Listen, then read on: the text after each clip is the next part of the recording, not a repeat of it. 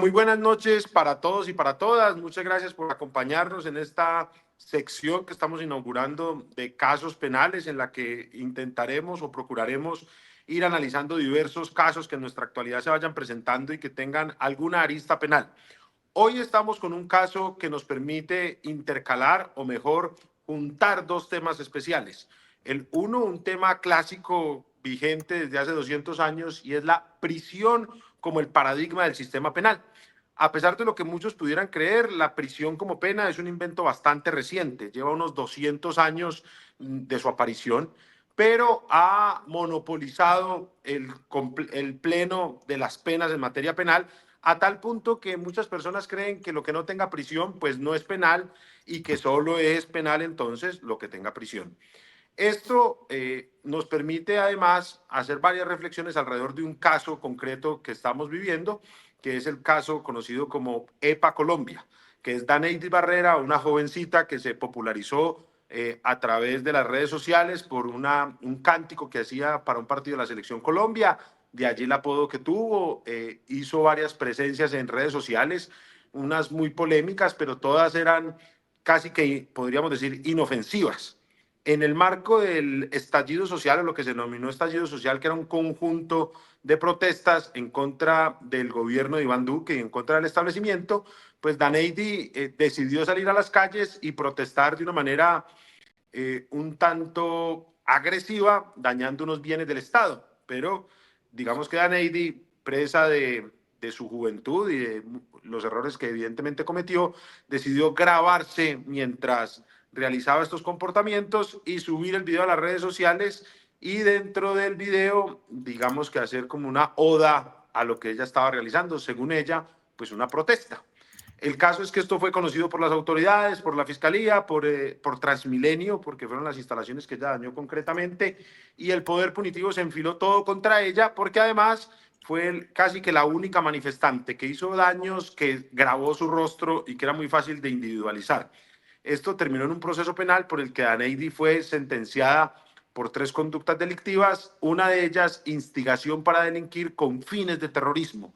Y esta es la más, digamos, grave de todos estos comportamientos y fue la que conllevó a que Daneidy no tuviera beneficios o subrogados en la ejecución de la pena. Para analizarlo y que esto sirva ahí como una especie de medio introducción para los que no estuvieran familiarizados con el tema, contamos hoy con 4 invitados de lujo que nos acompañan desde diversas aristas y desde un enfoque, creemos, crítico de la sentencia. Y por crítico no me refiero a que estén en contra, sino que pueden analizar varios pormenores del caso, intentando hacer con esto pedagogía y, digamos, cumplir el propósito que como profesores todos nosotros tenemos. Nos acompaña la doctora Daniela López. Le agradecemos mucho la presencia de la doctora Daniela, a Juan Carlos, al doctor Eduardo Flores, al doctor Francisco Bernate. Y para no quedarnos como en el saludo, ya le voy a dar la palabra a cada uno para que nos cuente brevemente cómo observa este caso, si tiene algún comentario personal que hacer. Y les pediría que hiciéramos énfasis en la pregunta que nos estamos planteando. La pregunta que motiva este live ¿es la cárcel la única alternativa? Para que esta sea como la ruta que sigamos. Entonces, comenzaría el doctor Francisco Bernate. Yo sé que la cortesía exigiría otra cosa, pero él nos ha pedido que, digamos, tiene algunos compromisos y todo esto y no queremos ocuparle mucho tiempo y tampoco queremos que él se comprometa mucho más allá de lo que pueda. Entonces, profesor Bernate, lo escuchamos y muchas gracias por aceptar esta invitación. No, por favor, doctor Tres Palacios, gracias por esta invitación. Quisiera decir que es un gran orgullo estar acá acompañado de la doctora López, el doctor Gómez, el doctor Flores, que son expertos no solo en la teoría del delito, sino también de manera muy especial en la parte de ejecución. De manera preliminar, debo decir que desde que asumimos esta representación de la defensa, creo que tenemos unos puntos en los que, pues, digamos, lo que yo pido acá en este espacio es que me den la oportunidad de explorar qué alternativas se tienen, sin perjuicio del siempre importante debate teórico. Creo que aquí tenemos que aunar esfuerzos a ver qué podemos hacer, porque pocas veces habría un consenso, o prácticamente un consenso, sobre la situación un poco digamos, extrema o incluso quizá desproporcionada de la situación actual. Tal vez ya los debates que queramos dar sobre la condena son otros, pero digamos que se ha pronunciado un editorial del Espectador, un editorial del Tiempo, muchos columnistas y opinadores que dicen, oiga, esto es un poco desproporcionado. Eso tenemos que traducirlo en qué podemos hacer. Y es donde estos expertos que nos acompañan hoy nos pueden dar una mano. ¿Cuál es el debate? En primer lugar, la conducta por la que es condenada es instigación a delinquir con fines de terrorismo. Abordemos en primer lugar el debate de hasta qué punto los actos de vandalismo pueden ser entendidos como una forma de terrorismo. Y lo que encuentra esta representación de la defensa, y hablo así porque tengo que ser honesto con tu público, es que los estándares internacionales en términos de las Naciones Unidas, en términos de la Comisión Interamericana de Derechos Humanos, han planteado que el terrorismo es un hecho que comete una persona perteneciente a una organización criminal que realiza comportamientos de alto impacto capaces de producir miedo, terror o zozobra. Pero las Naciones Unidas y especialmente la Comisión Interamericana de Derechos Humanos ha sido muy cautelosa a la hora de señalar que las protestas no pueden derivar en imputaciones por el delito de terrorismo, sino que esta aplicación debe ser realmente para el fenómeno, digamos, del terrorismo puro y duro. En este contexto, si miramos lo que ha sido la interpretación de la Sala de Casación Penal y lo propio que dice el artículo 343 del Código Penal, pues los actos vandálicos no tienen esa connotación de ser actos terroristas, porque son lo que son, una persona rompiendo estaciones, y ese pues obviamente es un debate que hay que dar con los expertos. Pero en segundo lugar, ya en términos de lo que es la ejecución de la sanción, me llaman la atención 3 puntos. Primero, el delito de instigación a delinquir está efectivamente contenido en el artículo 68A como excluido de beneficios. Pero si leemos el delito de instigación a delinquir, es un delito que tiene pena de multa. De manera que esta prohibición, creo yo, no puede ser aplicada, porque entonces entraríamos, profesor Tres Palacios, colegas, en una labor interpretativa que excede el marco de la legalidad. Porque diríamos, no, es la instigación a delinquir agravada. No, un momentico, el código habla de instigación a delinquir y esa norma desde el inicio es inoperante. Pero en segundo lugar, ya en sede de ejecución, y es el debate donde ustedes nos pueden ayudar muchísimo, hay que debatir los siguientes puntos. Primero, la posibilidad de aplicar la ley de utilidad pública, que es posterior al artículo 68A, de manera que, pues, entiendo yo que esas restricciones no son aplicables, pero donde hemos encontrado el problema de la marginalidad, que en los 97 casos que se ha aplicado en Bogotá, marginalidad se ha entendido casi que como personas que habitan en la calle. Sin embargo, la realidad es que la condición de marginalidad no debe evaluarse desde hoy, desde la perspectiva de una empresaria exitosa, desde la perspectiva de una empresaria que ha generado empleos, sino cuál es esa persona que en noviembre del 2019 sale en el marco del estallido social a protestar. ¿Hasta qué punto es marginal? Yo les cuento. No tiene una cuenta bancaria, no tiene una empresa. Su escolaridad es bachiller, está estudiando en el SENA. Por cuenta de estos hechos, le quitaron esa vinculación con el SENA. No tiene una empresa, no tiene empleados, no tiene absolutamente nada de eso. Y sin duda su condición hoy tal vez no es de marginalidad, pero para la fecha sí.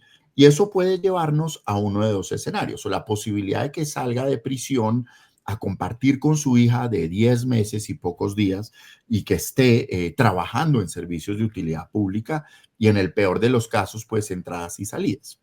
O la condición de madre o padre cabeza de hogar, cuestión que es compleja, porque en Colombia se volvió costumbre de decir que para que proceda la condición de madre o padre cabeza de hogar, se requiere que el niño no tenga otro tipo de auxilio. Y aquí tenemos una pareja, tenemos unos abuelos, en fin. Y yo he tenido casos donde dicen es que hasta un vecino se puede hacer cargo de un niño, de un bebé de 10 meses. Primero, el bebé está en edad de lactancia. Y en segundo lugar, hay una complejidad. Y es que todo el núcleo familiar depende del trabajo de Danedi. Entonces, si ella no hace su publicidad y si no sale y hace todo esto, pues, ¿qué vamos a hacer ahí? Sin perjuicio de que yo creo que es necesario en ejecución de penas abordar un enfoque diferencial de género, que obviamente hasta ahora no se ha podido tramitar porque es importante que todos lo sepan. Esto no se ha debatido. Ella fue absuelta en primera instancia por este delito, la segunda revoca y la tercera confirma. O sea, los debates de ejecución de penas nunca se han dado. Entonces yo creo que podemos dar el debate de si es desproporcionado o no, ya es la opinión de cada uno. Si esto es acto de terrorismo o no, es la opinión de cada uno. Sabéis que hay una sentencia que cierra el debate, me parece a mí, y lo procedente es buscar alternativas en sede de ejecución. Y para eso, profesor Despalacios, pues tenemos tres expertos de una profundidad inmensa que desde una perspectiva académica y desde una perspectiva desinteresada, pues nos van a dar muchas luces en este trabajo. Así es, doctor Francisco. Yo acuñaría ahí dos reflexiones que me parecen importantes. La primera, doctor Francisco, es que a mí me parece paradójico que ella no haya cometido el delito de terrorismo, pero sí la instigación para el terrorismo. Es decir, a lo sumo, la instigación de Daneidi hubiera sido para los delitos que se grabó cometiendo. A mí me parece una contradicción que grabarse cometiendo actos de vandalismo pueda instigar a alguien a hacer un delito diferente al vandalismo, si así se quisiera. Y lo segundo es algo que me he venido preguntando con mucha intensidad en los últimos días por el debate de la doble inconformidad, y es que, o de la doble conformidad, y es que me parece paradójico que una persona cuando es condenada por primera vez ante los tribunales tenga menos garantías que cuando es condenada en primera instancia por el juez que conoció el caso. Y me refiero específicamente a la inexistencia del traslado del 447. Para el que no esté muy familiarizado con estos términos, cuando a una persona la condenan por primera vez en primera instancia, el juez le da una oportunidad de aportar elementos que permitan establecer una forma de ejecución especial de la pena. Pero cuando es condenada por primera vez en segunda instancia o por la Corte, esta garantía no existe y no existe dicho traslado, y ya se le deja la ejecución de penas que por norma general es más demorada, no está regida por el principio de oralidad en la mayoría de ocasiones y tiene múltiples dificultades. Me gustaría darle la palabra a la doctora Daniela para que nos comparta su opinión general del caso y si puede ir también adentrándose en las discusiones que ya ha empezado a plantear el doctor Bernati. Démosle el traslado a la doctora Ariela y culmino yo y paso a ser parte del auditorio para aprender de ustedes. Bueno, buenas noches para todos, a ustedes que están aquí acompañándome en este momento. Muchas gracias por la invitación y buenas noches para todos y todas quienes nos acompañan en este momento. Bueno, efectivamente, sí es una discusión bastante interesante la que se da en sede de ejecución de penas, el caso de Daneidi Barrera. Y también digamos que pone el foco un poco en la situación que están viviendo muchas mujeres que están sufriendo la prisionalización y tienen a sus hijos, hijas o personas a cargo, obviamente fuera, esperándolas por su cuidado, ¿no? Solamente quiero empezar diciendo que la ley de utilidad pública se estableció a partir de unas mesas de trabajo que se hicieron en el año 2019 con varias corporaciones, organizaciones de la sociedad civil, organizadas estas por el Comité Internacional de la Cruz Roja, quien estaba muy preocupado justamente por ese impacto que tenía la prisionalización en los núcleos familiares y sociales de las mujeres específicamente. Esto porque justamente las mujeres en su mayoría son las que sufren estas condiciones de vulnerabilidad, pobreza y desigualdad histórica y sistemática en el mundo, ¿no? Entonces, la ley lo que busca es proteger a las mujeres que están ejerciendo el rol de cuidadoras de sus hijos, hijas o personas que están a cargo de ellas, no solamente económicamente, sino también social o afectivamente. Entonces, digamos que por ahí se podría ver una luz, porque no solamente exige que este cuidado sea meramente económico o que sea la jefatura de hogar únicamente como proveedora económica, sino también como cuidadora. Entonces, digamos que por allí se podría dar de pronto la discusión en sede de ejecución de pena. En términos generales, pues la ley de utilidad pública establece que las mujeres puedan salir de prisión, realizar unas actividades de servicio público en unas organizaciones y en unas entidades específicas, que son las instituciones del Estado, las entidades sin ánimo de lucro y las organizaciones no gubernamentales, sin remuneración económica por ello, y esto les permite estar fuera de prisión y ejercer esos roles de cuidado.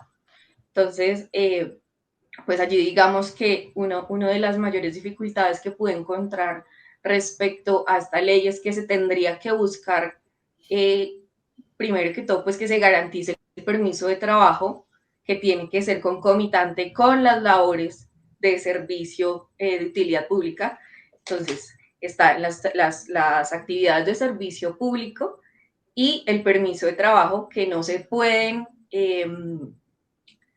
no pueden afectarse una a otra y tampoco pueden afectar esas labores de cuidado. Entonces, este sería también un punto importante a tener en cuenta. Respecto al delito en específico, pues digamos que aquí lo que dificulta mucho la situación es la tipificación penal. Y en cuanto al delito de instigación para delinquir con fines terroristas, que es este elemento que se agrega allí, pues entra a aplicarse la ley 1121 del 2006 y como estos hechos son posteriores al 2006, pues claramente aplican. Y aquí lo problemático es que la ley 1121 del 2006 pues prohíbe taxativamente los beneficios y subrogados penales a los delitos relacionados con el terrorismo. Entonces, pues no aplicaría la prisión domiciliaria establecida en el artículo 38G, que contempla la posibilidad de pagar la prisión domiciliaria habiendo cumplido la mitad de la pena, no permite la libertad condicional por descuento de las 3/5 partes, no se aplica tampoco la prisión domiciliaria por ser mujer cabeza de hogar y digamos que en principio pues excluye la ley de utilidad pública solamente por el tipo penal.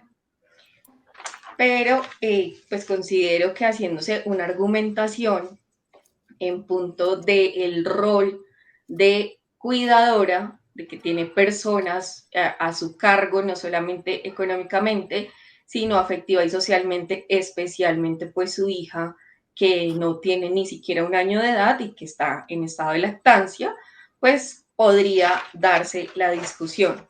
Por supuesto que en principio pues va a generar muchas discusiones, va a generar dificultades, pero considero que por ese lado pues podría hacerse la argumentación en un principio. Profe, sobre todo, dándole la bienvenida a Alma, el integrante más joven del Colegio de Abogados Penalistas de Colombia. Le vamos a dar un cargo. Hay que darle un cargo. Hola, Alma. Hay que darle un espacio importante de participación en el colegio como se lo merece. Cindy también ya es integrante honoraria, por Dios. La única laboralista del colegio, Cindy. Sí, aquí hay un debate importante en lo que tú planteas, pero ya desafortunadamente no se puede debatir. Y este caso quizá pueda abrir el debate mucho más a fondo. Y es que miren lo que se debate en términos de allanamiento a cargos. Si miramos el análisis o el control constitucional que hace el juez de control de garantías, cuando valida el allanamiento a cargos como se presentó en este evento, la pregunta es, ¿usted comprendió los cargos? Sí. ¿Decide aceptarlos? Sí. Pero aquí hay un punto, que es lo que ella siempre ha sostenido en esto. Es que a mí nunca me dijeron que iba a ir a la cárcel. Y el debate no se debe dar si el abogado es bueno o malo o regular. Eso no viene al lugar, definitivamente no. Pero un momentico, si al momento de validar el allanamiento a cargos en los casos de artículo 68A, el juez constitucional no tiene un deber de advertirle a la persona, este acuerdo conlleva una pena de prisión de la que usted no se va a escapar. Ese es un gran debate, que obviamente ojalá este caso pueda abrirlo. Entiendo que ya es un debate que no viene al lugar, ya las instancias se pronunciaron y pues los debates son esos, profe, que sigue ahora. El pasado miércoles 19 de febrero, en horas de la mañana, el expediente salió del juzgado segundo penal del circuito al juzgado de ejecución de penas. Es allí donde tendremos que hacer los pedimentos que por más que uno quiera no salen de un día para otro, donde la pelea puede ser larga. La pelea puede ser la solicitud de la figura de padre o madre cabeza de familia, la solicitud de la ley de utilidad pública, como lo dice la doctora López, y eventualmente una impugnación, que es algo que es absurdo, porque la impugnación se tramita ante el mismo juzgado que profirió la condena, juzgado que de alguna forma fue benigno con ella. y que en segunda instancia iría al tribunal. Y yo creo que muchos de estos debates no van a ser legales, van a ser constitucionales por la vía de tutela, atendiendo sus condiciones de vulnerabilidad, su condición sexual también, su cuestión de género también va a ser muy relevante. Yo quiero aprender de Eduardo, de Juanca y de Daniela, mi profe, y quiero pasar a tomar apuntes porque todo lo que ellos me dicen me va a ser muy útil en este trabajo, donde debo decirlo, mucha gente se ha sumado con puro buen corazón a tratar de dar argumentos y eso es algo muy valioso, mi profe. Paso al auditorio, mi profe. Muchos éxitos, profesor Francisco. Muchas gracias por acompañarnos. Mucho éxito en esa labor y ojalá sea lo mejor para Daneidi y sobre todo para las próximas Daneidis, para todas Así las es, personas que van a enfrentar todo esto en el futuro. profe, porque hay que tener en cuenta una cosa. El 19 de noviembre del año 2019 no hubo una destrucción masiva del sistema Transmilenio. Y la única persona condenada por ello fue ella. Si hubo vandalismo en toda Colombia, ¿por qué la única condenada por actos de terrorismo es ella? Ahí hay un debate profundo, mi profe. Se les quiere. Muchísimas gracias. Muchos éxitos, profe. No sé si la doctora Daniela, que vi que la idea todavía le quedó ahí como un poquito en el aire, la quisiera concretar o vamos pasando, doctora Daniela, como ustedes nos digan.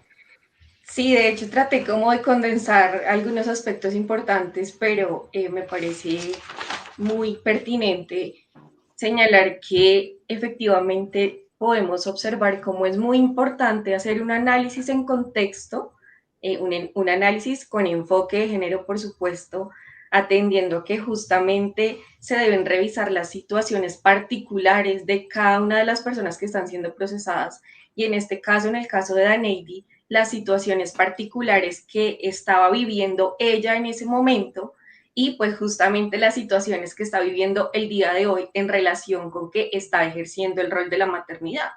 Entonces, cuando se puede reconocer y se pueden, dentro de las decisiones judiciales, hacer un análisis y tomar decisiones basándose justamente en esos roles que ejerce, en este caso, pues una mujer como es Daneidi, el rol que ejerce no solamente como madre, sino el rol que ejerce en su núcleo familiar y en su núcleo social y comunitario, pues podríamos tener otro tipo de decisiones que, por supuesto, llevarían no solamente, claro, al cumplimiento de la sanción, pero al cumplimiento de la sanción también observando las necesidades específicas que se tienen, ¿no? No necesariamente la prisión es la solución para poder dar ejemplo a la sociedad, que es lo que se quiere con esta decisión. Y pues también, obviamente, observando y trayendo sobre la mesa, ¿no?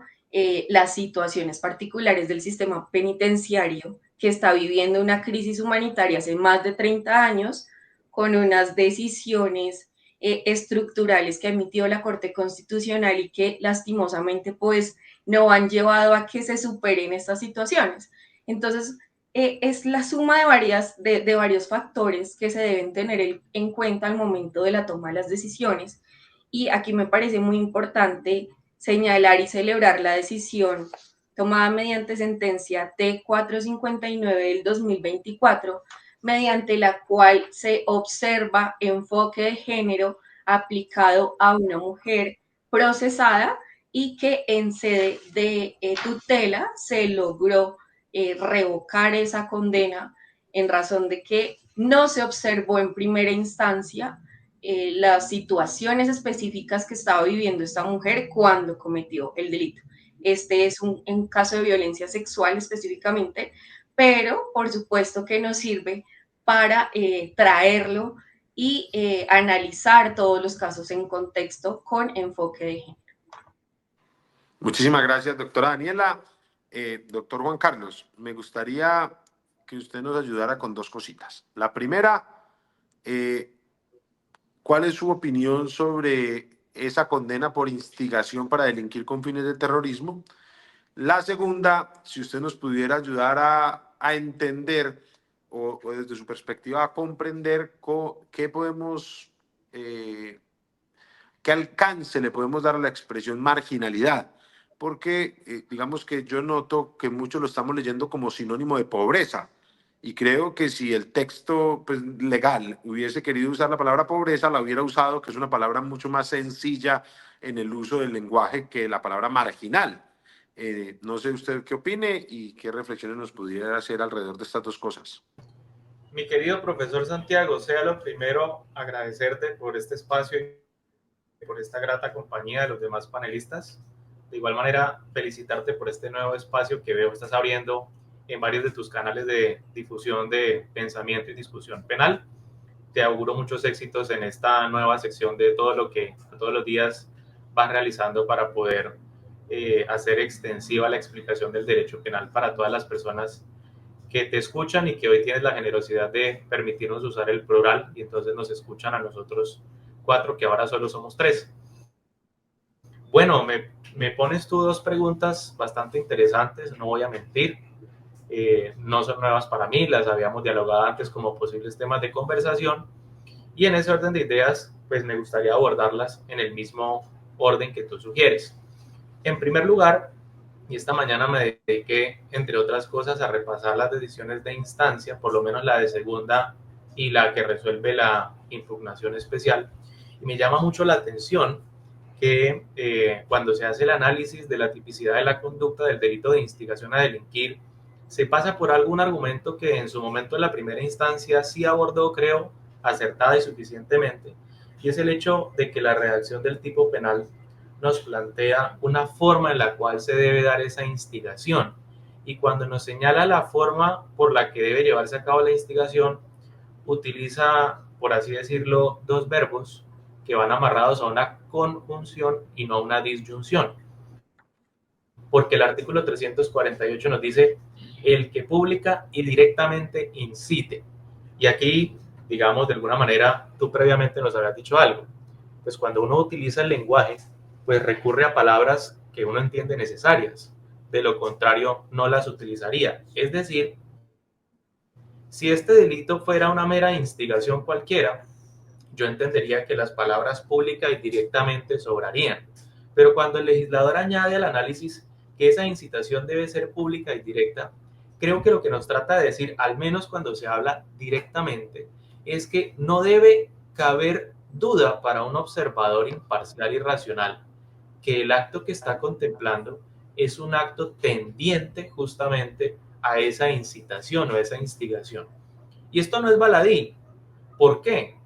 Porque este delito del artículo 348 adolece de un problema que es transversal a varios tipos penales, con el que yo nunca he estado de acuerdo, y en otro espacio que ya habíamos compartido, de alguna manera abordando el análisis problemático del caso de Aida Merlano, habíamos planteado que se trata de un tipo penal que eleva a la categoría de autoría algunos de los comportamientos que, de acuerdo a las reglas generales de la intervención delictiva en materia penal, solo podría dar lugar a una participación accesoria.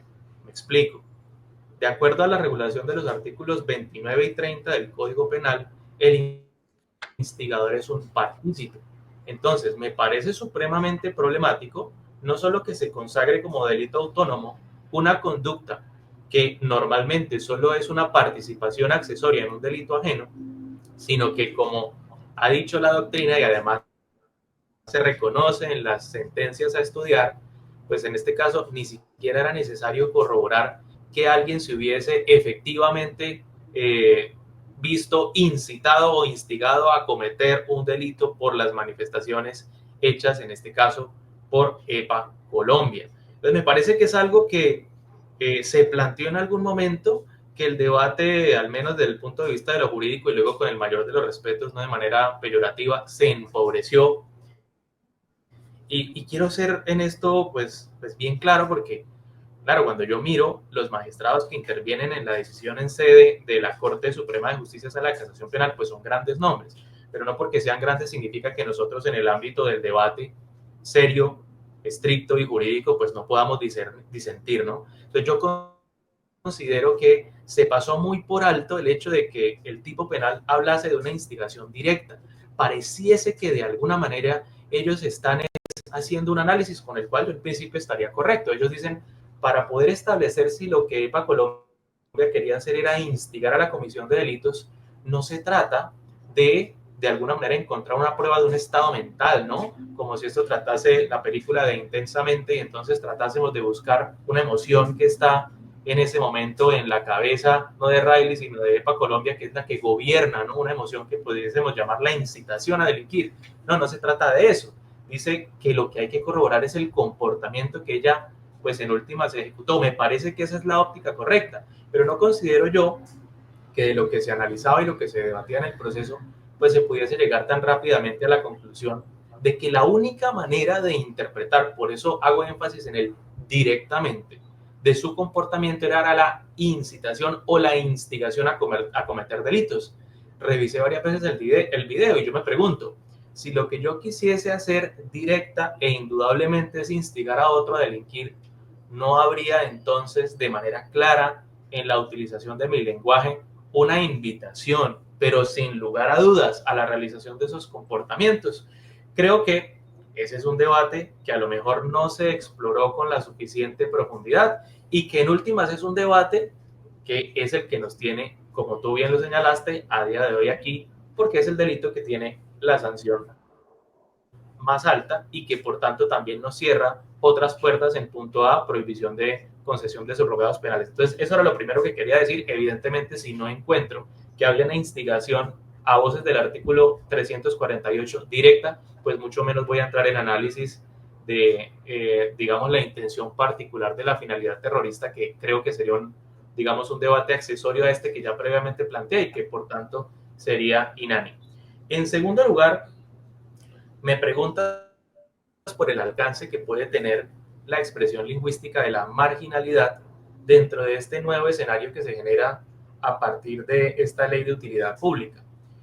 Y es una pregunta bien importante, mi querido Santiago, porque si no estoy mal, dentro de la misma regulación normativa se hace referencia a que cuando se habla de marginalidad no se está hablando justamente en los mismos términos que se expone como circunstancia de atenuación de la responsabilidad, la marginalidad o la extrema pobreza. ¿Eso qué quiere decir? Que tenemos un problema aún más gordo. ¿Por qué? Porque si no hemos nosotros inicialmente sabido establecer los límites y el alcance concreto de esa expresión de la marginalidad del artículo 56, es decir, no sabemos a ciencia cierta lo que es esa marginalidad, ahora nos encontramos con una nueva disposición normativa que nos dice que hay una marginalidad diferente a la que todavía no sabemos delimitar. Uno entendería que es una marginalidad que debería abarcar muchos eventos adicionales que no entran dentro de los de la marginalidad extrema, porque de lo contrario no tendría el apellido de extrema.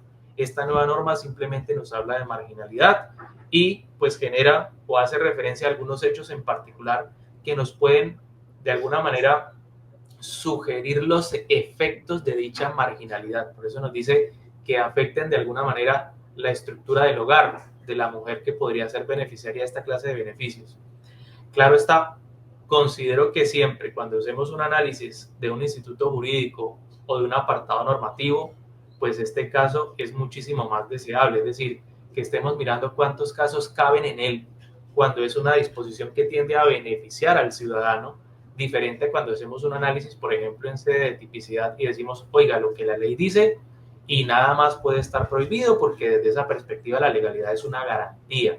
Pero en este caso, que lo que estamos mirando es y explorando a lo mejor por primera vez cuáles múltiples escenarios pueden quedar cobijados por esa marginalidad, a lo mejor sea la posibilidad de revivir algunos debates o de traer por primera vez algunos debates presentes en el caso de EPA Colombia, que evidentemente de forma previa no fueron expuestos por una sencilla razón, y es que desde la primera audiencia se optó por una terminación anticipada del proceso con base en un allanamiento a cargos y no por juzgar lo que hizo en su momento el defensor, sino que pues evidentemente cerró muchas otras salidas procesales con fundamento sustancial en hechos que hoy la única manera de alegar serían en estas nuevas disposiciones de ley de utilidad pública para mujeres cabeza de familia. Eso como para iniciar una primera intervención, mi querido Santiago. Muchas gracias nuevamente. Juan, ¿me recuerdas una inquietud que yo mantengo presente en una de las clases de pregrado que dicto en la Universidad Autónoma, que es Introducción al Derecho Penal, que básicamente es explicar los principios penales. Dicho de otra, yo lo que le digo a los estudiantes es, vamos a aprender a leer del artículo 1 al 13 del Código Penal.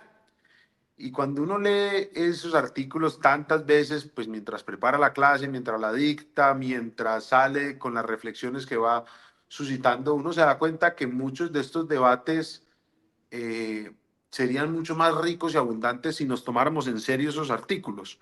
Cuando uno, por ejemplo, se acerca al artículo, y además que el artículo 13 nos exige observar estos artículos por encima de todo el código, y cuando uno se acerca al artículo de la igualdad, en su inciso, en su parte final, nos dice que el operador judicial, refiriéndose a nuestros jueces y a cualquier otro que pueda tener algún ámbito de decisión respecto a las garantías, dice que el juez tendrá una especial consideración cuando se trate de valorar el injusto, es decir, la conducta típica y antijurídica, la culpabilidad, pero no solo eso, y dice, y las consecuencias del delito cuando se trate de una de las personas que está en las condiciones descritas en el inciso final del artículo 13 de la Constitución Política, es decir, las personas que están en un estado de debilidad manifiesta.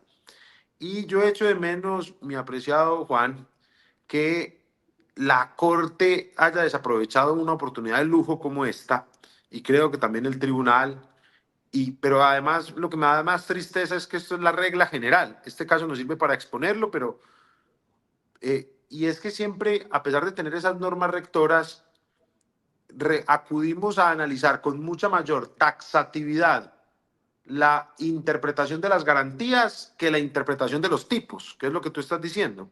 Y es que para analizar si ella satisface o no el delito de instigación para delinquir, la palabra directo no la salvamos, la palabra directamente no la saltamos. Pero cuando vamos a ver si le podemos dar beneficios, vamos al 68A y la prohibición de instigación para delinquir, que el profesor Bernate acierta cuando dice que es solo de multa, la interpretamos como si también dijera instigación para delinquir con fines de terrorismo, y además la interpretamos perenne porque ni siquiera normas posteriores las interpretamos a su favor y terminamos haciendo como una, la verdad, una sin razón de la existencia de los primeros 13 artículos. Entonces quisiera que ahorita profundizáramos de eso y creo que nos permitiría tener muchas otras reflexiones, pero el momento de escuchar al profesor Eduardo, que nos ha estado ahí escuchando muy juicioso y paciente. Profesor, le agradezco mucho por su participación aquí con nosotros y quisiéramos saber también su visión general del caso y su visión sobre la ejecución de la pena en este caso específico, o una reflexión general, lo que desee, sabiendo además que usted, al igual que la doctora Daniela, son expertos en esta temática de ejecución. No digo que Juan Carlos no lo sea, pero sé que él se acerca aquí con una mirada más novedosa que digamos, curtido en esta clase de solicitudes, como yo, que se los confieso, para preparar esta conversación y para las distintas participaciones e intervenciones que he tenido que hacer, me toca abrir todas estas leyes y ver, por ejemplo, comentarios de la doctora Daniela y de muchas otras personas por redes sociales, y tratar de entender bastante sobre la ejecución, que es un tema que siempre he dejado, reconociendo que es muy importante, siempre lo he dejado como de lado, y por eso los quisimos también invitar a ustedes dos, que sabemos de su trayectoria en este tema. Doc, lo escuchamos y muchas gracias de nuevo por aceptar la invitación. Perfecto, no, pues muchas gracias a ti, Santiago, y bueno, saludos también a la doctora Daniela, al doctor Juan Carlos. Ya los había saludado también al doctor Francisco, que se nos fue, pero bueno, yo quiero darles mis apreciaciones. En realidad yo tengo ahí algunas no muy a favor, otras que seguramente sí. El sistema penitenciario en Colombia, la verdad es que es porque lo utilizamos mal, pero finalmente trae una serie de prerrogativas que facilitan el manejo de este tipo de comportamiento, bueno, más de comportamiento, de esta situación en especial donde, por ejemplo, hay una madre cabeza de familia. El Código Penitenciario trae inclusive la posibilidad de tener al niño dentro del establecimiento hasta los 3 años, y si está amamantando, para precisamente que no le haga falta la madre. Así que es posible que un juez, si se le plantea este argumento, pues sencillamente pues eche mano del Código Penitenciario y diga, pues a ver, es la razón, si es por el niño y el cuidado, a ver, aquí tenemos la posibilidad de que ella esté con su hijo dentro del establecimiento y así está previsto en el Código Penitenciario. Aparte de una cantidad de beneficios que por trabajo y estudio es posible conseguir al interior del establecimiento, permisos de 72 horas, de 15 días, salidas de fin de semana, en fin, hay una serie de beneficios que se podrían acceder. Claro, cada caso concreto hay que estudiarlo, depende de las penas por la cual fue condenada la persona y inclusive en este caso en particular por el hecho de estar condenada por un delito de competencia de la justicia penal especializada, pues también va a tener algunas restricciones. Así que, en principio, vería que en cuanto al cumplimiento de la sanción en el establecimiento carcelario, es cierto, están un poco atados los jueces, en principio, repito, por la norma, están las posibilidades, además, para tratar de apaciguar un poco esa carga que tiene que asumir una persona privada de la libertad y más cuando es madre cabeza de familia y un niño que entiendo tiene apenas 10 meses. Con respecto a la ley de utilidad pública, todavía no me convenzo mucho. Claro, yo no conozco a la señora Daneidy, no sé cuál era su situación al momento de la comisión del delito. Interpretar lo que queremos decir con marginalidad o no, pues sí, es un buen debate. Sin embargo, sí entiendo que esa marginalidad pues es un caso un poco extremo, ¿ok? No necesariamente, es decir, tiene que estar en la indigencia como piensan algunos, pero pues tampoco, como bien lo decía Santiago, pues tampoco es pobreza. Si eso fuera así, pues imaginémonos en un país como el de nosotros, que la pobreza llega, no sé, al 70, 80%, no sé, pues, en fin, todo el mundo acudiría a esta norma y no habría cómo darle aplicabilidad. Y en todo caso, la pobreza, pues tampoco es excusa para la comisión de delitos. En eso hay que tener mucha claridad. Sin embargo, lo que sí creo, y creo que es una buena salida, en mi concepto, es que los jueces no están obligados a aplicar, por ejemplo, las restricciones del 68A, siempre y cuando en el caso concreto esto pueda llegar a ser contrario a la Constitución. Y esa es la excepción de inconstitucionalidad que la tenemos hace mucho tiempo en nuestra legislación y creo que sería un excelente caso precisamente para plantear esa excepción de inconstitucionalidad, ya sea frente al juez de ejecución de pena en su momento o inclusive a través de una tutela que la conocería la Corte Constitucional por tratarse pues de una sentencia emitida por la Corte Suprema. Creo que podría un juez de la República apartarse de aplicar en un caso concreto, viendo bien las circunstancias, repito, no estoy muy empapado de la vida personal y social, familiar y económica de la señora Daneidy, pero sí creería que en el caso concreto es posible hacer el estudio en cuanto a lo que usted, doctor Santiago, se estaba refiriendo, que comparto, y es la aplicación de los principios del Código Penal y de procedimiento penal. Y ese estudio de los principios, si uno se va al artículo 4, habla precisamente de los fines de las penas.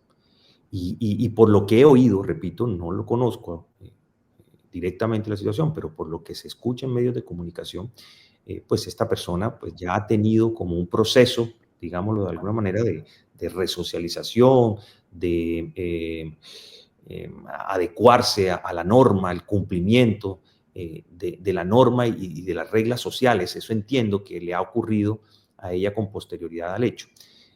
Yo le tengo mucha fe a que en algún momento funcione nuestro sistema penitenciario tal y como está descrito. Creo que funciona para algunos, para otros no, ¿sí? Indudablemente en Colombia pues tenemos eso, es como el derecho penal tiene esa particularidad pues de que es selectivo, ¿sí? Y algunos sí, a otros no aplica como debe ser. Pero si vamos al estudio de las normas penitenciarias, encontraríamos salidas a no ser tan drásticos en la medida. Pero si lo que pretendemos es que no permanezca recluida, yo creo creo que sí existe una posibilidad en cuanto a una excepción de inconstitucionalidad. Creo que existe la posibilidad de que un juez se aparte de la prohibición del artículo 68A en el caso concreto, siempre y cuando, claro, se demuestre en debida forma pues, que se cumplen pues esas condiciones de las que tanto se oye en la prensa y que uno a veces no es muy bueno tragar entero, hay que de verdad estudiar el caso. Sé que el doctor Francisco pues hace parte de la defensa y seguramente él tiene muy claro esas condiciones para hacer un planteamiento pues en ese sentido, ¿no? Bueno, pues seguiré escuchando lo que opinamos más adelante, que otro tipo de puntos claros vamos a tocar frente al tema, pero en términos generales, hacia allá apuntaré pues mis próximas intervenciones. Profesor Eduardo, yo les propongo para que hagamos, digamos, una ronda con vocación final, que obviamente después pueden tener más comentarios y todo esto. Me gustaría saber de cada uno de ustedes dos cosas. La primera, ¿ustedes qué harían? Es decir, sin meternos obviamente en el trabajo de los colegas, sin entrar a criticar al del anterior, ni ponernos aquí a jugar tras la barrera, pero sí, ¿ustedes cuál creen que es el camino desde sus visiones, desde las visiones de cada uno? Ya cada uno ha ido dando como unas puntadas. Entiendo que la posibilidad de acciones de tutela, solicitudes ante el juez, pero me gustaría conocer cómo lo plantearían ustedes. Esa es la primera, que es hiper específica al caso concreto que estamos viendo. Y lo segundo, que quisiera que abordaran, ya es un comentario hiper general, o sea, pasar del muy específico al muy general, y es ustedes cómo observan la administración del poder punitivo en Colombia. Es decir, si ustedes les preguntaran, hombre, vea, el poder punitivo en Colombia, ¿qué características tiene y cómo está funcionando? Yo, para darles tiempo ahí que vayan también pensando cómo la responden o la evaden, que son dos alternativas válidas de estas dos preguntas, les diría, en ejecución de penas, anunciando que no soy experto en la materia, yo, pues afortunadamente, digo afortunadamente porque no he tenido muchos casos que hayan llegado a esta instancia, no he aterrizado en esas lides. Entonces mis respuestas pueden ser muy genéricas. Me preocupa del profesor Eduardo o de la posición del profesor Eduardo ese beneficio, nunca lo he entendido, esa posibilidad de que los bebés vayan a la cárcel o estén en la cárcel con las madres.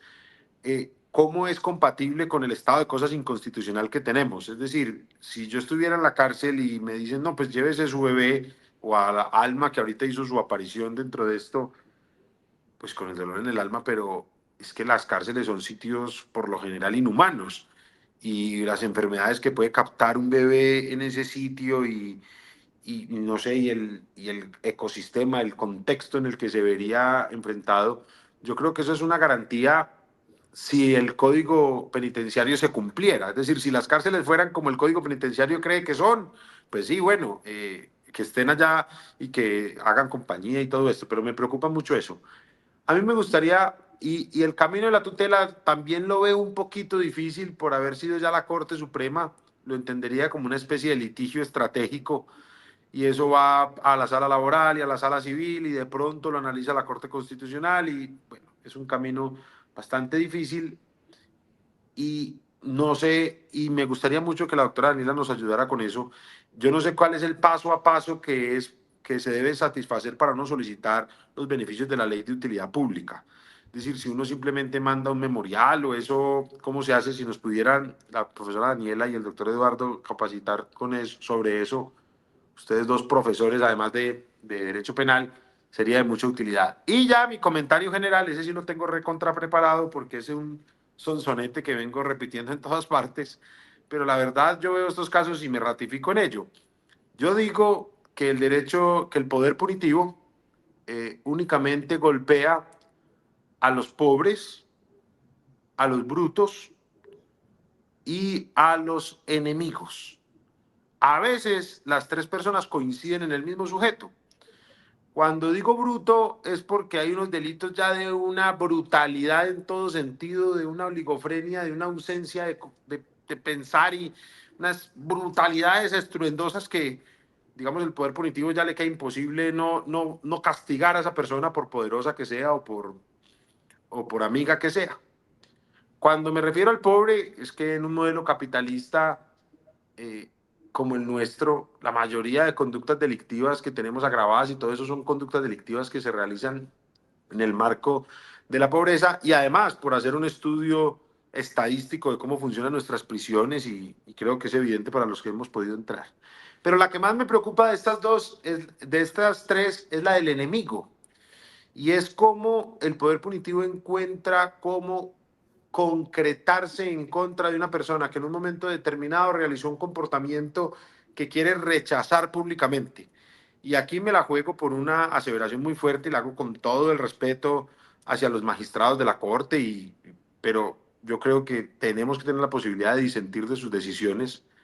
Y es que, francamente, yo lo que veo es que la Corte quiere enviar un mensaje. Es decir, que cada que encuentra un obstáculo en la decisión, algo que pudiera haber beneficiado a Neidy, es como si se estuviera preguntando, hombre, pero ¿qué mensaje le vamos a enviar a los youtubers? ¿Qué mensaje le vamos a enviar a quienes tienen redes sociales, a quienes están promoviendo contenidos, etcétera? Porque en la sentencia pareciera que ser youtuber como que le confiriera a ella una responsabilidad especial, robustecida y como si es que esto podría ser, esto parece que no es terrorismo, pero por toda la difusión que tuvo el mensaje, pues así se lo configurarían. Y ahí, profesor Juan Carlos, ahorita, para que usted me ayude a entenderlo, es que en la sentencia se dice que por la más amplia difusión que tuvo el mensaje, como que se agrava esa instigación para delinquir. Pero Daneidi únicamente lo tuvo en las redes durante 5 minutos y ella decidió borrarlo. Y al final fue que todo el mundo lo siguió replicando, lo descargaron, lo subieron y se armó el desastre. Entonces no sé yo hasta qué punto eso de ahí para adelante la difusión no se le debería, la difusión ya masiva y estruendosa que tuvo, es como un error seguirse la atribuyendo a ella y agravándole la tipicidad con base en ello. Pero bueno, quisieras escucharlos y también siéntanse libres en este momento para decir cualquier comentario que quieran agregar, crítica, lo que sea que les nazca. Para nosotros es muy útil poderlos escuchar. Doctora Daniela. Bueno, doctor Santiago, sí, efectivamente, digamos que coincido con el doctor Eduardo en cuanto a que eh, plantearlo desde la ley de utilidad pública, pues podría tener muchas dificultades. O sea, digamos que las sugerencias que he planteado, las planteo como sugerencias al doctor Bernate, pero estas las tiene que hacer claramente argumentando el contexto específico en el que ocurrieron los hechos en ese momento para que pueda demostrar esa marginalidad y la marginalidad pues se ha entendido y bueno, y aquí una cuñita para que consultemos la cartilla de alternatividad penal que construyó de justicia de la mano de la Corporación Mujeres Libres, quienes participaron en la promulgación de la ley de utilidad pública, y hacen un pequeño análisis del término marginalidad, entendido también como instrumentalización de la mujer en distintos escenarios. Entonces, la instrumentalización de la mujer por parte de grupos delincuenciales, la instrumentalización de la mujer en determinados pues, escenarios que dan como resultado pues, la comisión del delito, ¿no? Entonces, pues vuelvo nuevamente a que la solicitud debe hacerse partiendo desde la argumentación pues, del caso específico y la solicitud pues es sencilla, no tiene como mayores requisitos. Se debe plantear un plan de trabajo donde la mujer establezca cuáles son las actividades que va a realizar, primero, qué convenio va a suscribir, con qué entidad va a suscribir el convenio, perdón, cuáles son las actividades que se van a realizar dentro de esa entidad específica, los horarios y las condiciones en las que va a realizar esa actividad y una motivación pequeña donde diga por qué quiere prestar el servicio en esa entidad específica. En términos generales, respecto de la ley de utilidad pública, pues esta es como el paso a paso que se debe cumplir y pues allí se requiere, por supuesto, que una actividad pues muy activa de parte de los defensores, defensoras que representan a estas mujeres. También hay que decir que esto es una ley muy nueva, se requiere muchísima apoyo, se requiere muchísimo análisis jurisprudencial también para poder justamente zanjar esas discusiones en cuanto al, por ejemplo, al término de marginalidad.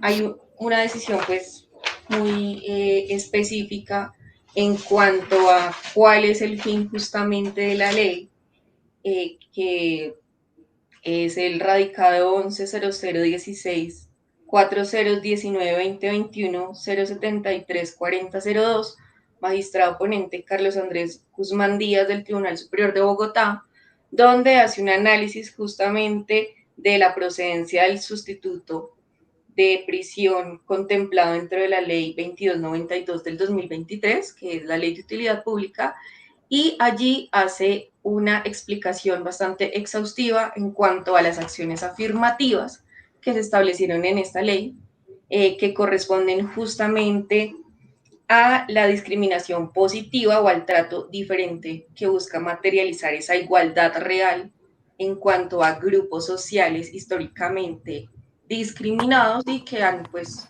sufrido todos unos patrones de violencia sistemática, en este caso pues las mujeres, y allí pues cita la sentencia C-115 del 2017.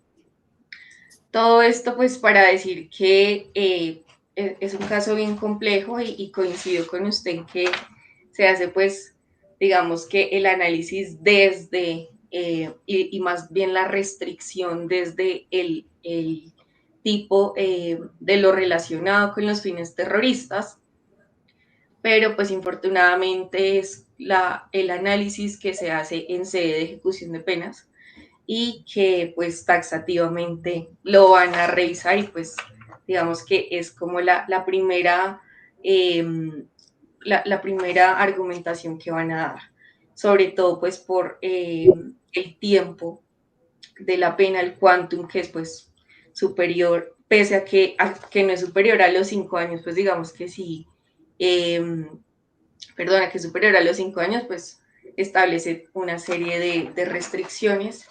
Y en cuanto a qué haría, pues coincido con el doctor Eduardo en que el camino sería pues la excepción de inconstitucionalidad.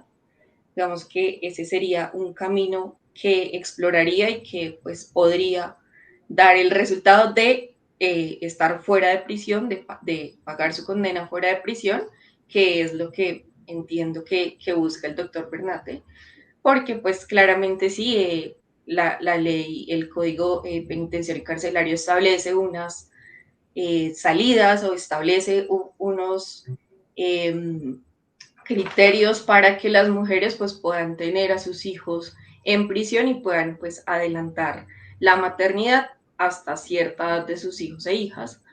Y bueno, digamos que establece una serie de beneficios, pero específicamente tratándose del delito y que sea pues encaminado a los fines terroristas justamente, pues por ese lado, digamos que sí se dificulta bastante el acceso a la mayoría de los beneficios contemplados en el Código Penal y pues que también se permiten en sede de ejecución de penas.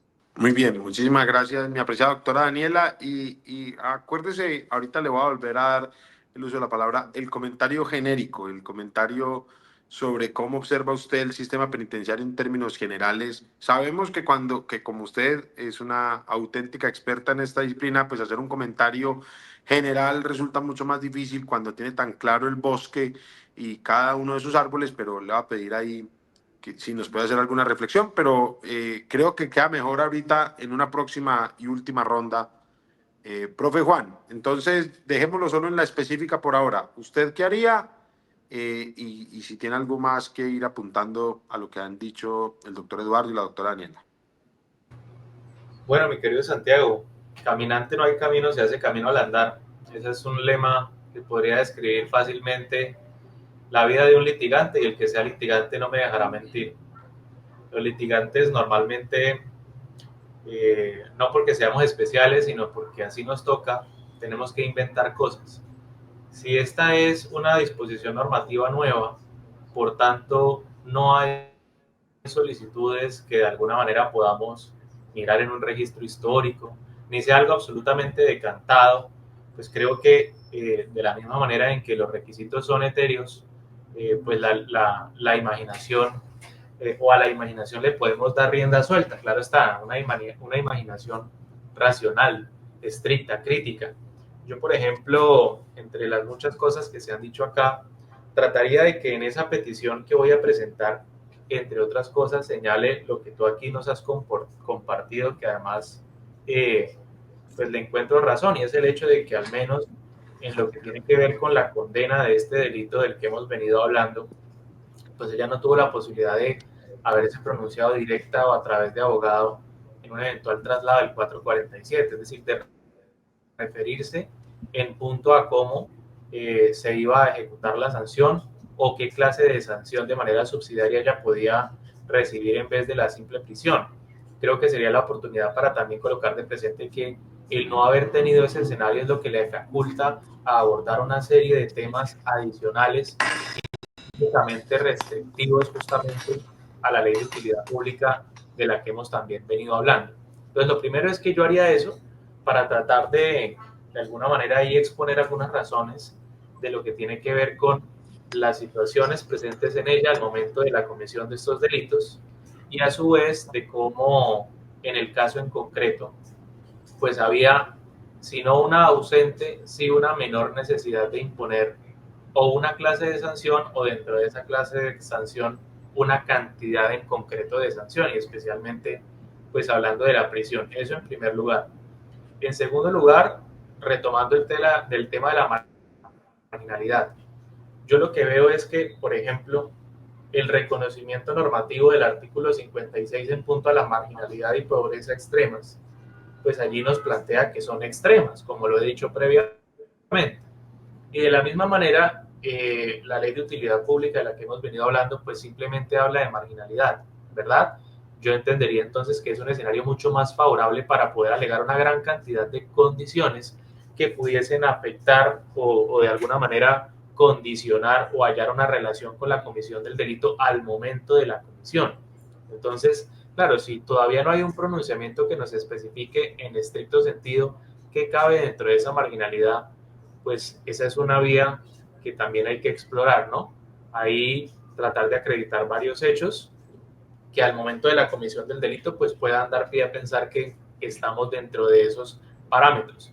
Y yo ahorita que escuchaba a la doctora Daniela me ponía a pensar, oiga, ¿qué clase de trabajo yo podría, siendo el defensor de Daneidy, decir que ella puede cumplir? Y a mí se me ocurría algo que a lo mejor pueda ser oportuno, a lo mejor no, pero se me ocurrió. Decía, bueno, ¿y por qué no proponer que esas labores que ella desarrollaría, las desarrollaría justamente en la misma prisión en la que hoy se encuentra detenida y tratando de ayudar justamente a la población que se encuentra allí? Para de alguna manera decir, no es que ella no quiera pisar una cárcel, no, que si incluso adquiere un compromiso de pisar esa cárcel es porque quiere hacer parte de una renovación, no solo para ella, sino también desde el punto de vista social y ayudar a las personas que también han terminado en esas condiciones y que tienen unas ganas de superarse.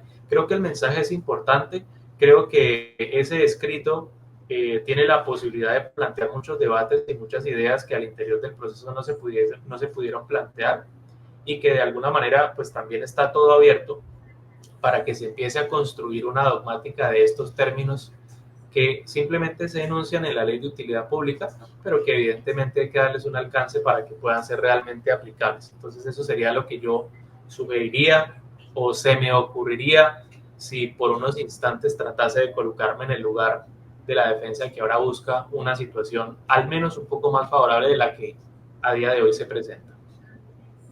Muy bien, muchas gracias, doctor Eduardo.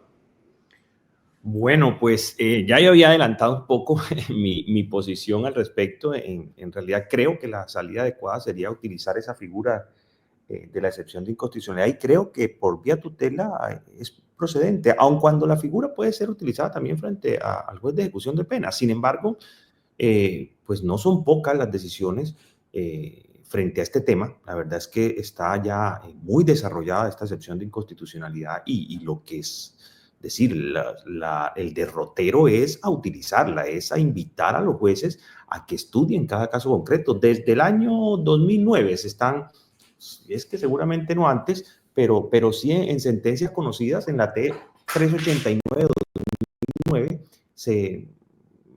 no empezó, pero sí se desarrolló con mucha riqueza esa figura. Y posteriormente en el 2013 también, 2018, tenemos una SU de la 599 de 2019, donde se dan todas las pautas para que los jueces logren separarse de la aplicación de una norma en un caso concreto. Y hay muchas decisiones al respecto y creo que es posible lograrlo por esa vía, porque sí, creo que en este caso en particular, con lo que se oye en los medios, es posible alegar que no se está dando cumplimiento a los fines de la pena, o que en este caso en concreto no se cumplen los fines, por lo menos no en el centro de reclusión. Y por eso creo que por ahí puede ser la salida. Creo que las otras, sí, es cierto, es una norma muy nueva, la ley de utilidad pública, y nos da para tratar de darle cuerpo a esa norma con las interpretaciones que hacemos los litigantes, los jueces, los fiscales, y adentrarnos a ese tema de la marginalidad, de pronto verlo más como esa exclusión que se le hace a una persona o a una comunidad de la sociedad. Eso es en realidad la marginalidad. Estar marginado es estar excluido, no necesariamente ser pobre. Así que sí, una población o un grupo indígena o que estén muy apartados son marginales, sí, así es. Los cinturones de pobreza que se hacen en las grandes ciudades puede que tengan las 3 comidas diarias, pero son marginados, y claro, son excluidos esos grupos sociales. Sí, yo creo que hay que estudiar muy bien esa parte de la marginalidad, cómo la entendemos. Y es posible entonces entrar como dice el doctor Juan Carlos, pues a darle interpretación a esta nueva norma, y los litigantes pues somos como los llamados a esto también, ¿no? Esto está muy nuevo y podemos sacar rédito seguro de esas interpretaciones, no malas, buenas, que se le puede dar a esas normas. Yo tengo varias dudas con respecto a esa sentencia de Daneidis y la he tratado de interpretar. Creo que los jueces se les fue la mano un poco en la pena, como suele ocurrir. La verdad es que sí pienso que el poder punitivo del Estado está en este momento desbordado. Sin embargo, para el caso en particular, ¿en qué se reflejó ese desborde del poder punitivo? Una persona que había aceptado los cargos desde el principio del proceso. Bueno, es cierto que ella en principio dijo que no aceptaba en la audiencia de imputación, y posteriormente de manera voluntaria a través de su abogado, pues solicitaron audiencia ante juez de control de garantías para efectos de aceptar los cargos. Pero se hizo pues en ese interregno entre la imputación y la acusación, es decir, desde muy temprano el proceso, evitándole al Estado todo ese desgaste del aparato judicial. Así que pues hombre, considero yo que eso debió haberse tenido en cuenta. Sin embargo, si uno ve la tasación de la pena, si bien es cierto, partieron del cuarto mínimo, de entrada le pusieron el máximo del cuarto mínimo. Es decir, ya ahí entra con argumentos como la gravedad de la conducta, que es bastante ambiguo, qué es grave y qué no es grave, y el juez no entra a estudiar por qué considera, simplemente dice por la gravedad de la conducta, como si bastara con simplemente mencionar lo que la norma señala que es un criterio para adecuar la pena al interior de sus cuartos. Pero en todo caso, hace esos señalamientos y termina partiendo del máximo del cuarto mínimo, para además de eso, por el concurso, que además en primera instancia eran solo 2 delitos, y por el concurso de la otra, es decir, la condena por la que tiene la pena mayor, que en ese caso, como eran 2 delitos, partió de la perturbación al servicio público y le aumenta por el daño en bien ajeno, pero el aumento por el daño en bien ajeno es de 2 años. Es decir, de entrada le pone 2 años más, creo que es desproporcionado. Si los que litigamos sabemos que vía preacuerdo y se le sume por el concurso, hombre, 4 meses, 5 meses por el concurso de un delito. Es que le puso 2 años y por un daño en bien ajeno. Yo sí creo que se exageraron bastante en la pena a imponer. Claro, en su momento, pues creo que la solución hubiese sido mejor el preacuerdo para concretar la sanción, pero claro, al momento de allanarse, le dejó al arbitrio y al juez esta posibilidad y el juez pues no tuvo piedad, más o menos. No estoy diciendo que haya sido ilegal, porque así es la norma, estamos dentro del principio de legalidad y el límite máximo del cuarto pues es legal, pero creo que faltó mucha más fundamentación para llegar a ese tope y luego con ese aumento por el concurso, pues ni se diga. Y en cuanto al otro delito que posteriormente el tribunal termina añadiendo, sí, yo sí tengo muchas dudas, aunque ya no es el momento, repito, como decía hace un rato en mi primera intervención, yo ya no soy muy optimista en cuanto a ponerse a atacar la sentencia, los delitos, inclusive la pena. Creo que ya pues no es el momento y seguro por ahí no va a traer buenos resultados. Sin embargo, pues en este momento que estamos, y además que puede ser de academia también para quienes nos ven, pues hombre, la instigación para delinquir, creo que ese fin de terrorismo, independientemente de la instigación, porque como decía usted, doctor Santiago, hace rato, rarísimo que haya instigado de un delito que no estaba cometiendo, porque a ella no le imputaron ese delito de terrorismo, o sea, como que instiga a cometer el delito de terrorismo con sus actos, supuestamente, pero resulta que sus actos son de daños en bien ajeno. Yo pensaría que con ese comportamiento lo que está instigando es a eso precisamente, pero el fin del terrorismo, pienso yo, implica necesariamente un factor subjetivo, la finalidad. Precisamente el mismo artículo le dice al juez, tenga en cuenta la finalidad del autor. Este debe ser el fin. ¿Okay? Y para mí es completamente evidente que la finalidad de esta niña cuando se grabó, esta señora cuando se grabó, y eso era conseguir like y eso, es decir, conseguir más adeptos en redes sociales, ella es influencer. Tan es cierto que los mismos jueces saben que esa era la finalidad, no era otra.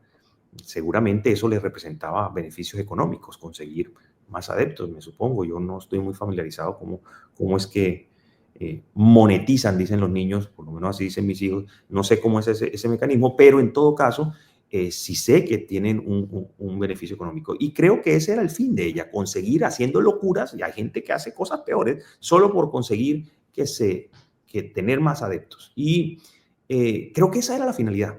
Y ella lo dice cuando habla en esos videos, pues hace referencia y dice, lo que estoy haciendo está mal, pero el Estado hay que atacarlo. Y empieza, pero es decir, ella en ningún momento está hablando de planes terroristas. Es decir, es muy evidente que su finalidad radica en eso. Es conocida por influencers, es conocida por lo que hacen los medios de comunicación y el tribunal termina en la condena, que es con fines de terrorista, termina diciendo que parte de la condena es la prohibición a ejercer como influencer. Así que creo que ellos se contradicen. Entienden la razón por la cual ella lo hace, sin embargo, a pesar de eso, la condenan con un fin terrorista. Y creo que ahí la finalidad no se ve tan clara. Y ese factor subjetivo es el que creo en el que se equivocan en esa sentencia. Pero repito, creo que el camino no es por ahí. Hoy no es, ese no es el punto a atacar, aunque es muy chévere y muy académico hablarlo para futuras Daneidis, como decía el doctor Santiago, creo que es bueno comentarlo. Veía yo algunos comentarios por redes sociales donde le restaban importancia a este tipo de eventos, hablar de este tema, diciendo hay cosas más importantes. Pues no, todos estos temas son importantes y creo que para que esto no siga ocurriendo y precisamente para ponerle un control al poder punitivo del Estado, creo que es necesario que sigamos en estos espacios, completamente sea el caso de quien sea. Y sí, puede ser que habrá mucha gente que está en peores condiciones que Daneidis y nadie está hablando de ellos. Ok, válido completamente.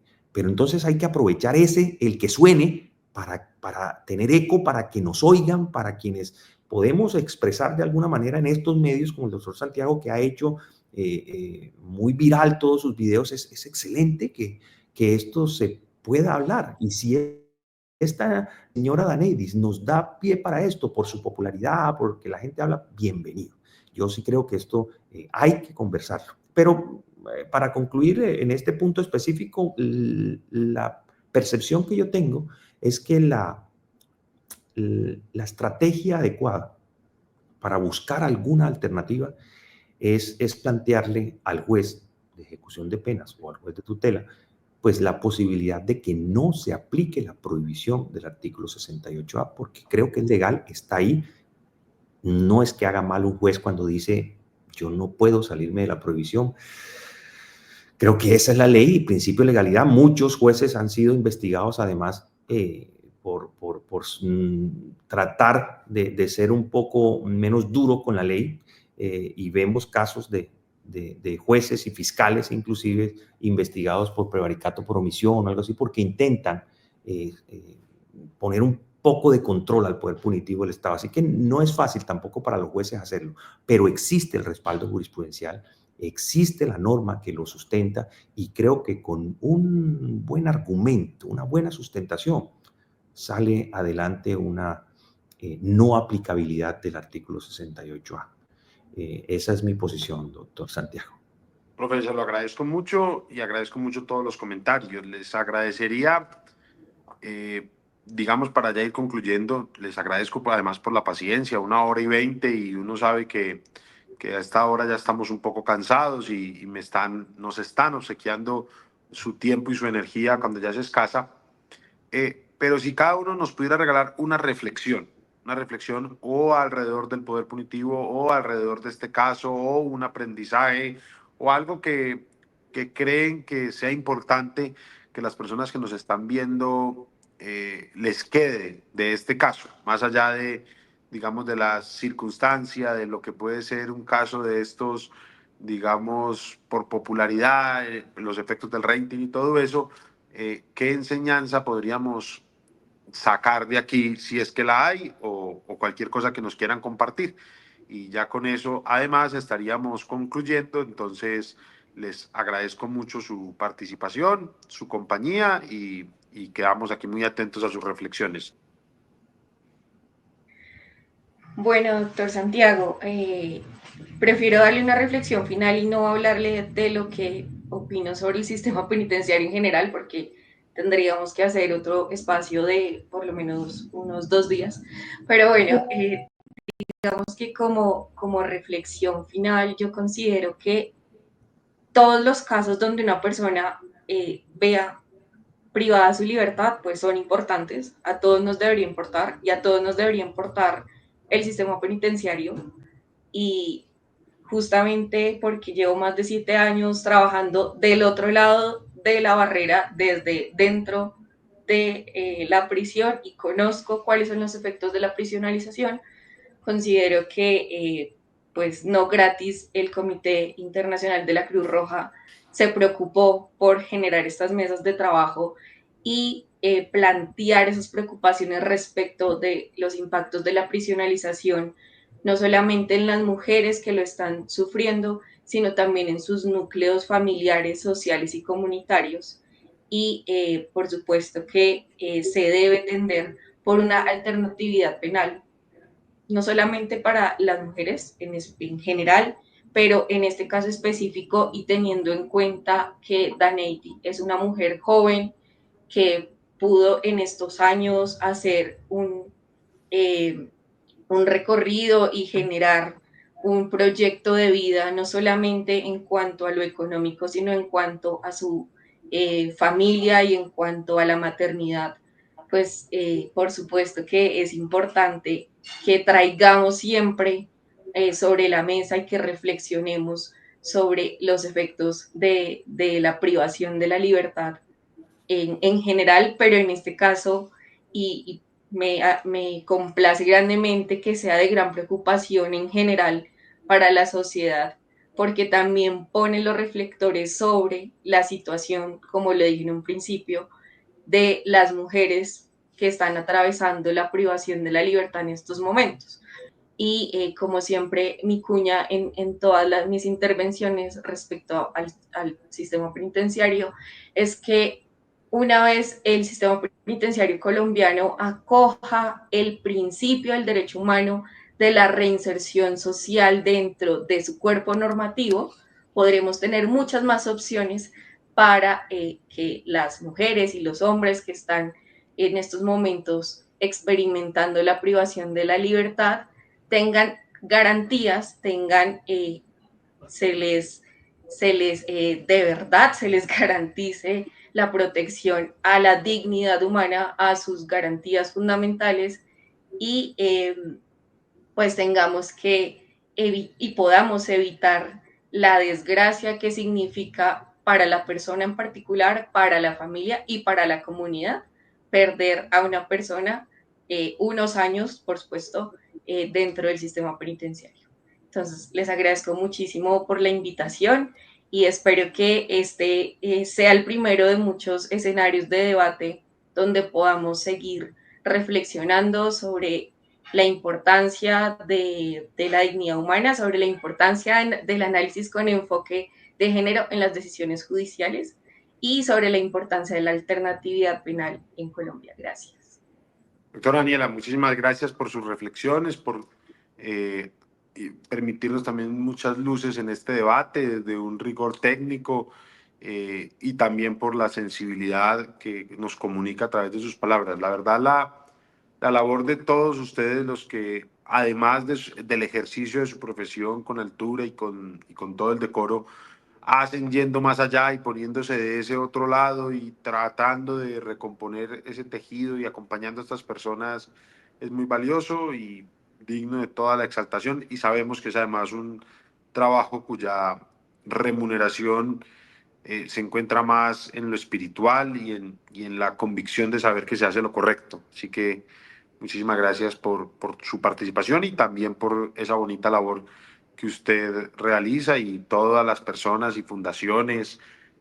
Un saludo especial, aprovecho a la Fundación Made in Prison, que estaba muy pendiente de este live y que está liderado por unas personas, por dos mujeres que admiro y quiero y respeto mucho, que aquí estarán también como invitadas en estos temas, y para ese programa, profesora Daniela, si usted cuenta con disponibilidad, también está muy cordialmente invitada, y también muchas otras personas. Son, la verdad, afortunadamente, demasiadas las personas que hacen un trabajo dentro de las cárceles. En estos días destacaba yo, y se me estaba olvidando, a la doctora Hilda del Valle, una abogada penalista antioqueña que también con su esfuerzo está dentro de las cárceles trabajando con jóvenes. En este momento ha descubierto unos jóvenes que tienen un grupo de rap y componía a través del rap todas las vivencias allí dentro del centro penitenciario, y están conformando un estudio para poder grabar su material. Tienen ahí en YouTube una canción que se llama Señora Ley, como ese clásico de la salsa, y con ellos también vamos a estar aquí en este programa que intentaremos, uno ya le dice programa pues a cualquier cosa, pero esta sección que ponemos aquí a disposición de, además de todos ustedes en este canal, espero que pueda tener bastante contenido penitenciario, al que, repito, me acerco siempre con respeto. No es un área que domino, pero es un área que la verdad quisiera yo poderle dedicar un poco más de tiempo y aprovechar estos espacios de visibilidad para focalizar o llamar la atención de los que aquí estén sobre la importancia de preguntarnos por esas personas que están privadas de la libertad. Doctor Juan, tiene que hacer también una reflexión bonita, y además ahí veo que nos está humillando usted con el libro que tiene, eh, eh, no digo que consciente y voluntariamente afuera, porque usted no cree en esas cosas, pero sí que es extraño que sea el único libro que esté afuera, lo que nos hace presentir que usted, de manera dolosa, en lo que usted entiende como dolo, quiso humillarnos exhibiendo la última obra del profesor Silva Sánchez, que espero también aquí podamos comentar en algún live en alguna oportunidad. Profe Juan, lo escuchamos.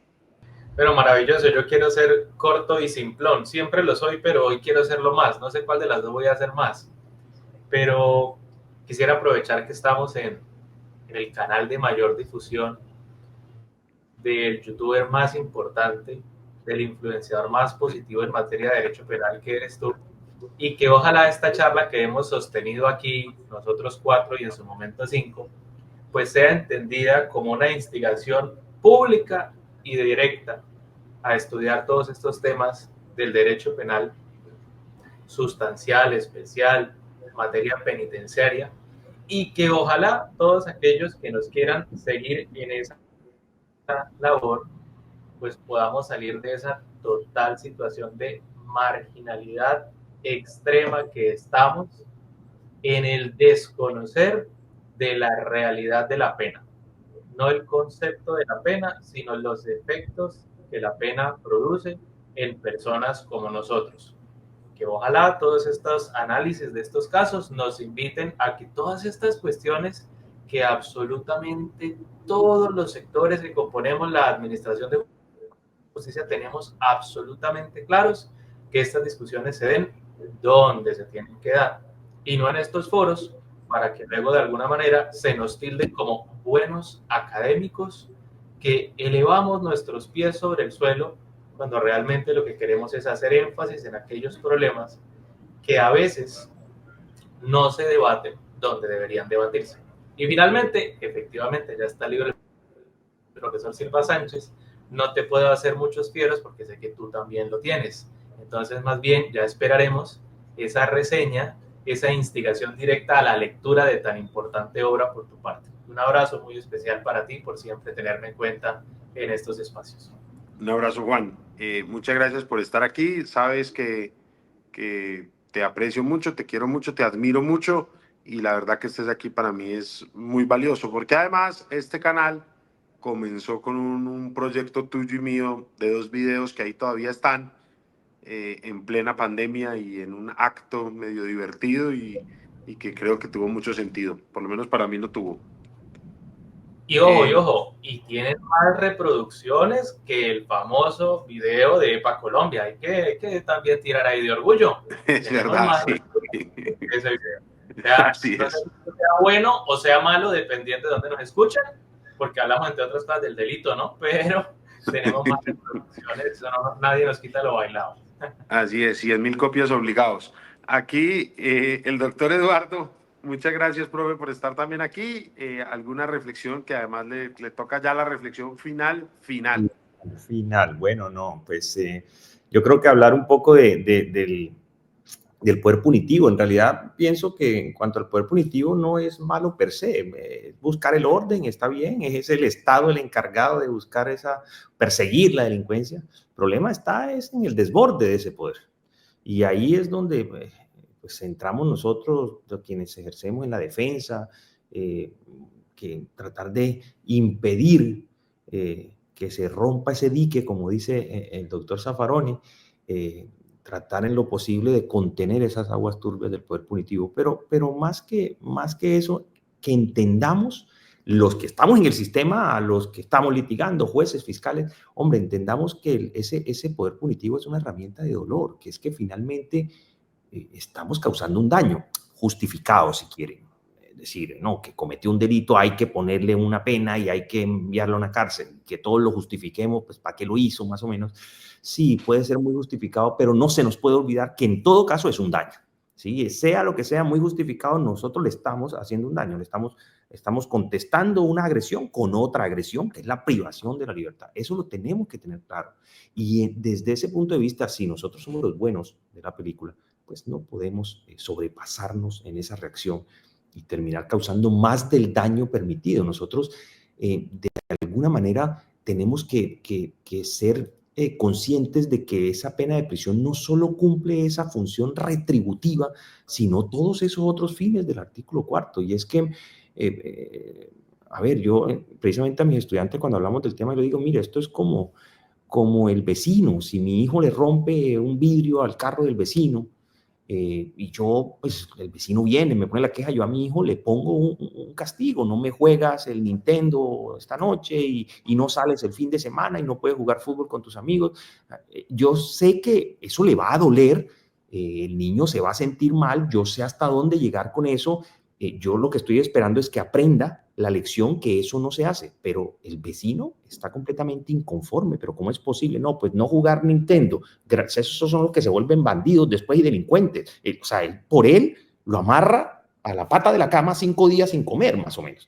O sea, no podemos permitir que sean los vecinos los que pongan la pena. No estoy diciendo que el vecino sea malo, es que él tiene el dolor, él es la víctima. no puede ser el vecino, tiene que ser alguien que piense no solamente en el castigo y la retribución, sino en que este niño aprenda su lección y posteriormente pueda volver a la calle sin ningún problema, aprenda a que no tiene que ser imprudente o jugar con, no sé, siendo violento, lo que sea. Pero también buscando eso, y eso es lo que necesitamos del Estado y de ese poder punitivo, hombre, que no le demos a los vecinos la administración de justicia. Tiene que haber alguien que sienta, que tenga ese sentimiento también de buscar en la sociedad una resocialización, de que estas personas se resocialicen. Y si lo tenemos claro así, yo estoy seguro que humanizamos mucho más las penas. ¿Sí? Las domiciliarias, la gente le da rabia, el ciudadano del común dice es que a todo el mundo le dan casa por cárcel, lo ven como si fuera algo muy malo, y no, a ver, es que la pena se extiende o sus efectos se extienden a muchas personas que no han cometido el delito. El hijo de esa persona va a sufrir porque su papá está en la cárcel. La esposa, cuando entra a una cárcel, la requisan y le tocan hasta donde no deben, ella no tendría por qué pasar por eso. La mamá, es decir, la cárcel acaba familias completas, termina afectando a gente que no cometió ningún delito. Y nosotros sabemos eso, esa trascendencia del derecho penal. Si lo sabemos, hombre, ¿por qué no coger el derecho penal y manejarlo con guantes de seda? El niño que pueda llegar a su casa y ver a su papá en la casa, él está privado de la libertad, pero le impedimos que ese perjuicio sea tan grande para alguien que no ha cometido ningún delito. Y él llegue y siga viendo a su papá en la casa, por lo menos en la casa, y así tratamos de equilibrar todo ese daño que puede llegar a ser el derecho penal, pero no, todos nos lavamos las manos. En realidad, todo el mundo sabe que eso es así. No es que no sepa, no, el ciudadano del común sabe, pero es que no le importa. El ciudadano del común sabe las condiciones en las que están en las cárceles. Sabe todo esto, todos los días sale en televisión. Cómo es que unos duermen hacinados encima de otros, e inclusive a veces las necesidades donde no deberían. O sea, es una situación vergonzosa para tener seres humanos y todo el mundo lo sabe. Pero ¿qué pasa? Todo el mundo mira hacia otra parte o simplemente se justifican diciendo, pues, ¿quién lo mandó a hacer eso? Es su culpa, ¿sí? Él fue el que cometió el delito y no es cierto, no es su culpa, la pena la ponemos nosotros. Es cierto que es culpa de haber cometido el delito, pero la pena la estamos poniendo nosotros. Eso nosotros no podemos lavarnos las manos así de fácil. Sí, en realidad tenemos que ser conscientes de el daño que estamos causando con la pena. La pena causa un daño. Nosotros tenemos que ser conscientes y como sociedad, además, muy pocas personas se les ocurre mirar hacia allá, llevar en Navidad unas anchetas, unas colchonetas a las cárceles. Prefieren regalársela al señor que le ayuda, al celador, al del jardín, a su empleada del servicio, que no está mal, pero a nadie se le ocurre. Es más, porque ni siquiera, aunque alguien se lo dijera, no, yo a esa gente no le voy a... O sea, son olvidados, marginados de la sociedad completamente. Y todos lo sabemos. Así que la invitación es, hombre, cambiemos esa percepción. Son personas que están pagando un error, sí, es cierto, pero no por eso pierden el resto de sus derechos. Yo creo que hay que contener un poco más el poder punitivo en ese sentido en cuanto al tratamiento penitenciario. Y finalmente, en otros tipos de conductas que se ven muy claras en nuestros políticos, y es esta, ¿cómo se le llama? Punitiva, ¿cómo es? Populismo punitivo. Populismo punitivo, que no es mentira. Es decir, se utiliza mucho el término, pero sí es cierto. Terminan metiendo en el Código Penal una serie de conductas que ni siquiera van de la mano con los principios. No se lee ese delito de inasistencia, de violencia intrafamiliar, y le adicionaron un parágrafo en el que señala que a las personas que tengan antecedentes por ese mismo delito dentro de los 5 años anteriores, pues la pena debe ser obligatoriamente puesta en el cuarto máximo. O sea, esta persona la castigan nuevamente por un delito de hace 5 años que ya pagó además, ¿sí? Y le van a aumentar en el cuarto máximo. Piensen ustedes que esta persona no tenga ninguna circunstancia de mayor o menor punibilidad y la pena normalmente sería en el cuarto mínimo y el mínimo del cuarto, y resulta que por tener un antecedente de una condena que ya pagó además, que ya estuvo, porque ya es un antecedente y ya hace 5 años, resulta que le van a aumentar hasta el máximo de la pena. Resulta siendo más pena ese aumento que la misma pena que le iban a poner. No tiene mucho sentido. ¿Y eso por qué pasa? Precisamente por este populismo punitivo de estas personas que aprovechan este sentimiento del ciudadano del común de no quiero ser muy blandengue con la delincuencia, estamos aburridos de la delincuencia, y le venden esta idea de yo te protejo y vamos a poner mano dura contra la delincuencia, y creen que eso es poner penas altas, cadenas perpetuas y todas las locuras que hasta hoy hemos pasado en nuestra historia, que hemos tenido que soportar y luchar además para que no lleguen adelante otras con las que no hemos podido lograr ganar la pelea y siguen aumentando restricciones de libertad por unos términos gigantísimos. Pero la invitación es esa, claro, ciudadano común, de pronto a reflexionar un poco sobre el tema. Profesor Eduardo, muchas gracias, muchísimas gracias, profesor Juan Carlos, profesora Daniela, pero sobre todo a todas las personas que nos hayan podido acompañar, que nos hayan acompañado durante esta hora y 37 ya de programa, a que estas reflexiones continúen abiertas, a que nos sigamos preguntando por todos estos fenómenos que son tan relevantes en la manera como se regula nuestra conducta. La invitación es esta, a que no tengamos una única posición. Aquí ustedes vieron múltiples posiciones, en muchas no estuvimos de acuerdo, pero hubo mucha cordialidad y una exposición de argumentos razonables, todos que intentan coadyuvar en la construcción de un mejor sistema normativo que repercuta en una mejor sociedad en lo que esto sea posible. Muchísimas gracias por su compañía y acompañamiento y hasta una próxima oportunidad. Hasta luego a todos.